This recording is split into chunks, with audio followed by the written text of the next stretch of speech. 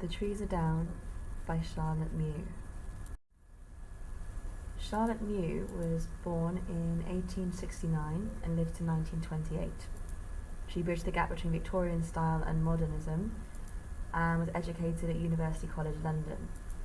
Her father died in 1898 without making any adequate provision for his family. 2 of her siblings suffered from mental illness, which means they were institutionalised, and 3 others died in early childhood. Charlotte and her sister Anne made a pact never to marry for fear of passing on that insanity to their own children. Through most of her adult life, Charlotte wore masculine attire and kept her hair short, and after the death of her sister in 1927, she became deeply depressed, committing suicide in 1928. So what's the poem about? At first glance, this is a poem about arboricide, i.e. the killing of trees. You wrote the poem in reaction to the felling of trees in Euston Square Gardens in the 1920s. It opens with a quotation from Revelation. "And he cried with a loud voice, hurt not the earth, neither the sea nor the trees." He in this case refers to the angel ascending from the east, having the seal of the living God. If you didn't know, Revelations is a book in the Bible that discusses the apocalypse. Now, why trees? Trees are honoured in many cultures, mythologies and religions. They're often considered wise and sacred. They're symbolic of growth, death and rebirth as they go through the cycle once a year. They're often considered to be eternal and immortal for that very reason. Sacred trees appear in many religions and cultures, for example Hinduism, Germanic mythology, Viking mythology, Judaism, Christianity, Buddhism. Many stories of folklore. Trees are also the home of spirits or of gods. They can also be considered living temples for that reason, and they're a place of meetings for ancient rituals, also a place of refuge. So, what's the point in this poem? The subject of the poem deals with human greed and cruelty. We cut down trees with no consideration, as if their lives mean nothing to us. The tone and the form are mournful. It's a lament. We mourn the trees and we mourn the ending of their lives. Pathetic fallacy is also used in the form of rain, which reflects the sadness, even as nature seems to cry. The title itself is really important. The trees are down. The is a definite article. It makes the trees seem significant. They're representative of all trees and a warning about the future. Trees is a collective noun, not pronoun, and could therefore represent more than just one group of trees. And down in this could mean both literally and figuratively. The trees have literally been cut down, but also therefore down emotionally. They've been decimated by men and mankind. Again, we go back to this quotation from Revelation. "And he cried." Cried in this case refers to an angel who is representative of God. It could mean to shout or to declare, or it can literally mean cry with tears, as God and therefore the angel worries for nature and the state of nature after mankind has damaged it.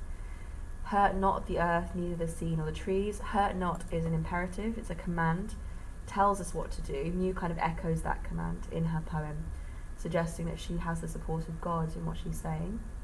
And that rule of 3, the tripartite listing, groups the trees with the sea, the earth, and the trees, both of which are vital for mankind to survive. The sea and the earth are 2 things we know we can't live without, so thus suggests that trees are also vital to survive, and we would be foolish to get rid of them. Okay, so we're going to start by talking about the first stanza. "They are cutting down the great plane trees at the end of the garden." They here is a collective pronoun. It removes identity, and I think in a sense then also applies to all of mankind. It's quite accusatory, they, and quite cold, as if she does not associate herself with those who are responsible for what's going on. The fact they're cutting down the great plane trees is also quite a brutal and emotive action, as if they're wounding or killing. The great plane trees, great here has a double meaning. It can be both large and that they're important or honourable. Consider things like Alexander the Great, which is quite a stereotypical title that we give to people that we respect. In this case, Mew is respecting the trees and their deeds in life. It's the end of the garden. Now, this is a very personal space. It could be her garden. It could symbolise a wider problem, though. If it is her garden, perhaps then she's powerless to stop things from happening even within her own personal space, perhaps suggesting that the greed spreads without control. We also know contextually this is about Euston Garden, So if this is a garden that's being decimated by mankind, again, it reflects a wider problem in regards to the way that we treat nature and the way we try to harness it. For days there has been the grate of the saw, the swish of the branches as they fall, the crash of the trunks, and the rustle of trodden leaves. These are all onomatopoeic words: grate, swish, crash, and rustle. Hopefully you can hear that kind of harsh and violent sound as the actions of the men are quite, abrupt, slow, as if the death of the trees is quite agonizing and drawn out. Then we have these sounds from the men with the whoops and the woes, the loud common talk, the loud common laughs of the men above it all. The whoops and the woes makes them sound quite clumsy, quite foolish, and therefore makes the persona view them in quite a dismissive way. Again, that's reflected in the loud common talk and the loud common laughs. It repeats twice, and it makes us think they're quite crude, they're uneducated. They're not treating the trees or the environment with any kind of respect, and that double meaning of common there could also suggest that men are like this everywhere you go. They are crude and unrefined. That last reference, above it all, has a double meaning. One, their voices carry above the noise of death, above the saws, above the trees falling, but it also could show that the men believe they're above it all, that they're superior. They have the right to do whatever they want to do with nature. In the second stanza, she moves on to talk about an evening and a personal anecdote. I remember one evening on a long past spring, turning in at a gate, getting out of a cart and finding a large dead rat in the middle of a drive. The evening here often symbolises the ending of something, the beginnings of darkness and evil, so this could be a kind of foreshadowing, the consequences of the trees being lost or the consequences of mankind interfering with nature. We see that consequence in the form of this large dead rat. She also talks about spring. Spring is meant to symbolise the beginnings and rebirth, and it's ironic here that spring is being referenced because, one, the trees will never see another spring, and two, she finds a dead rat, and spring is meant to be about life, so in this case it's almost as if spring is being corrupted. We can assume it's because of mankind, which is why she's telling us this story. Turning in at a gate, getting out of a cart, and finding a large dead rat uses these indefinite articles, which makes the story quite widely applicable. It could be anywhere.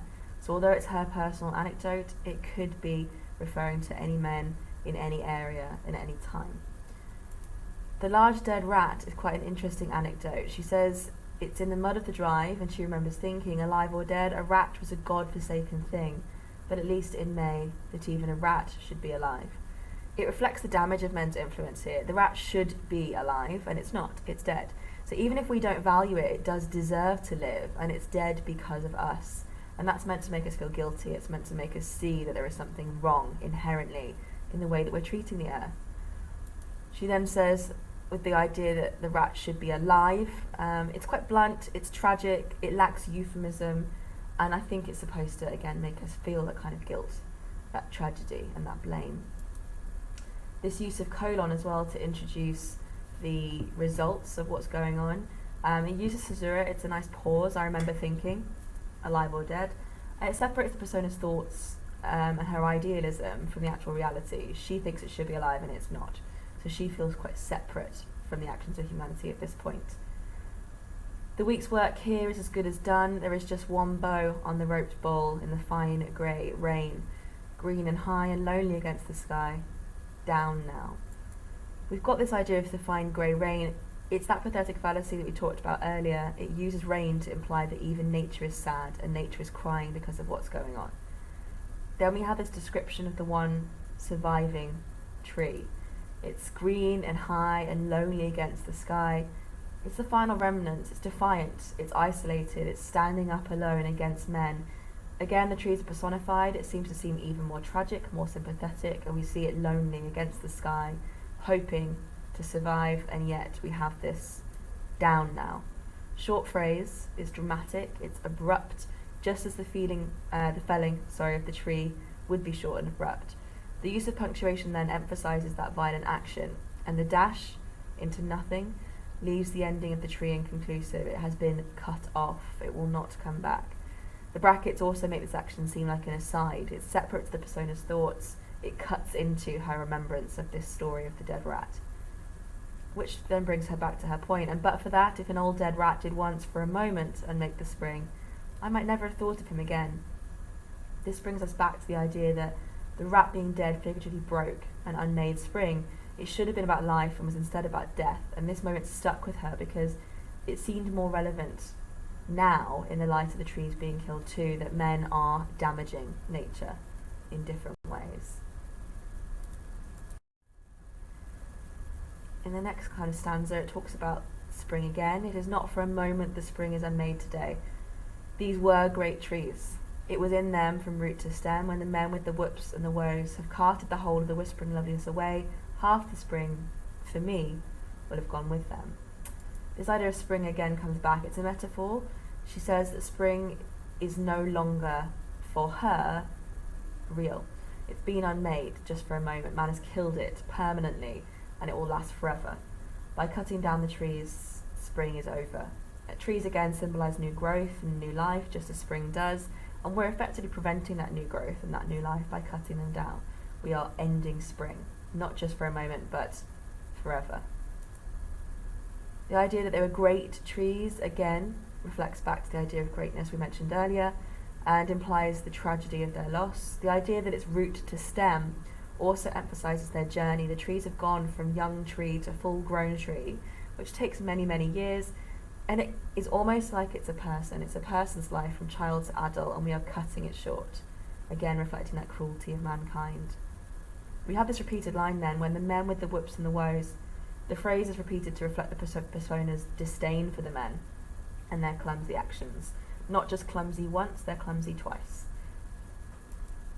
And then they cart off this whispering loveliness. Again, it's onomatopoeia used to describe the trees as whispering.